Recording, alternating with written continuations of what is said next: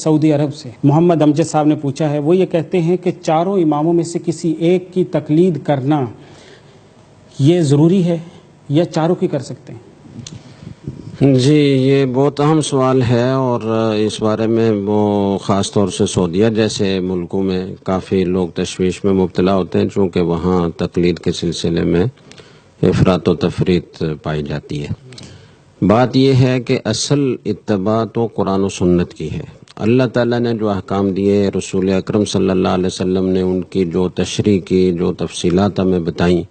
ہم ان کے مکلف ہیں۔ لیکن کبھی ایسا ہوتا ہے کہ وہ ارشادات بظاہر آپس میں متعارض نظر آ رہے ہوتے ہیں، یا ایک ارشاد کے کئی مفہوم ہو سکتے ہیں، لغت کے اعتبار سے، محاورے کے اعتبار سے، یہ مطلب بھی ہو سکتا ہے، یہ مطلب بھی ہو سکتا ہے، یہ مطلب بھی ہو سکتا ہے، یا اسی طریقے سے جو احادیث ہیں ان کی صحت اور ضعف میں اختلاف ہو سکتا ہے۔ ایک محدث کہتا ہے یہ حدیث بالکل صحیح ہے، اور ایک محدث کہتا ہے نہیں یہ ضعیف ہے، اس میں فلاں راوی ہے جس کا حافظہ کمزور تھا، دوسرے محدث کی تحقیق کیا ہے کہ نہیں اس کا حافظہ کمزور نہیں تھا، اس نے تو سینکڑوں حدیثیں بیان کی ہیں، بہت قوی حافظہ تھا۔ تو اس طرح کے اختلافات ایسی چیز ہے کہ یہ فطری ہیں، ان سے کوئی مفر نہیں ہے۔ تو اب اس طرح جب دلائل میں تعارض آ جائے یا کسی حدیث کی صحت اور ضعف میں فرق آ جائے تو اب اس کا فیصلہ کون کرے؟ تو اس کا فیصلہ کرنے کے لیے یا کسی ایک حدیث کا، ایک آیت کا مفہوم وہ یہ بھی ہو سکتا ہے، یہ بھی ہو سکتا ہے، یہ بھی ہو سکتا ہے، اس میں احتمالات ہیں۔ تو ایسی صورت میں اس میں راجح احتمال کون سا ہے، یا اس موقع پر اس کا کیا معنی ہے، کیا مطلب ہے، کیا مفہوم ہے؟ تو اس کی ایک صورت تو یہ ہے کہ میں آج 1400 سال کے بعد اس کا مفہوم متعین کروں اور یہ کہوں کہ جی اس آیت کا یہ مفہوم ہے یا اس حدیث کا یہ مفہوم ہے۔ اور ایک یہ ہے کہ وہ برگزیدہ ہستیاں جن کو رسول اکرم صلی اللہ علیہ وسلم کے زمانے کا قرب نصیب ہوا، جنہوں نے صحابہ کرام کو دیکھا، جنہوں نے تابعین کو دیکھا، جنہوں نے تبع تابعین کو دیکھا، ان سے علوم حاصل کیے، جن قرون ثلاثہ کے بارے میں رسول اکرم صلی اللہ علیہ وسلم نے یہ بشارت دی کہ وہ خیریت پر رہیں گے، تو ان کے زمانے میں جو حدیث کی تشریح کی گئی، جس حدیث کو صحیح قرار دے دیا گیا، آیت کا جو مفہوم بیان کر دیا گیا، وہ ہمارے لیے حجت ہے۔ لیکن اس میں بھی اختلاف ہو سکتا ہے، اجتہاد کا نتیجہ مختلف نکل سکتا ہے، ایک مجتہد کہتا ہے یہ ہے، دوسرا مجتہد کہتا ہے یہ ہے۔ تو اب اگر ہم ان میں سے کسی ایک کی، پھر یہ کہ مجتہدین بھی بہت سارے گزرے، ہزاروں مجتہدین گزرے،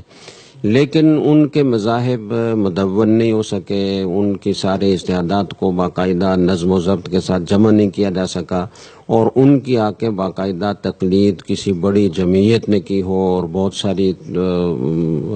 تعداد ان کے مقلدین کی ہو، ایسا نہیں ہو سکا۔ اللہ تعالیٰ نے ان چار ائمہ کو یہ قبولیت بخشی کہ ان کے مقلدین کثرت سے ہوئے، اور ایک بڑی تعداد نے، کسی نے امام ابو حنیفہ کی تقلید کی، کسی نے امام مالک کی تقلید کی، کسی نے امام شافعی کی تقلید کی، کسی نے امام احمد کی تقلید کی رحمہم اللہ تعالی، اور سب سے زیادہ تقلید حضرت امام اعظم امام ابو حنیفہ رحمہ اللہ تعالی کی گئی۔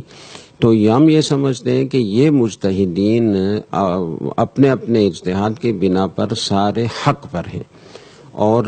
اجتہادی مسائل میں یہ ہوتا ہے کہ کوئی مجتہد اگر جس میں اجتہاد کی شرائط پائی جاتی ہیں اور اس نے اجتہاد کر کے غور و فکر کر کے کوئی ایک مطلب کسی چیز کا متعین کیا ہے یا کوئی شرعی مسئلہ بیان کیا ہے، تو اگر اس کا اجتہاد وہ صواب ہے، یعنی اللہ اور اللہ کے رسول کی مرضی کے مطابق بالکل درست ہے 100%، تو وہ مجتہد مصیب کہلاتا ہے اور اسے دوہرا اجر ملتا ہے۔ اور اگر کسی سے اجتہادی خطا ہو گئی، کوئی پہلو اس کا تشنہ رہ گیا یا کسی بنا پر ان کے اجتہاد میں فرق آ گیا اور وہ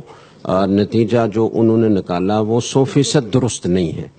تو یہ مجتہد مخطی کہلاتا ہے، اس کو بھی ایک اجر ملتا ہے۔ تو اس بنا پر ہم یہ سمجھتے ہیں کہ سارے ائمہ وہ حق پر ہیں، انہوں نے حق تک پہنچنے کے لیے اپنی پوری صلاحیتیں صرف کی، اپنی پوری زندگیاں لگائیں، قرآن و حدیث کے علوم کو حاصل کرنے میں، ان کے ممد علوم کو حاصل کرنے میں انہوں نے اپنی زندگیاں کھپائی ہیں،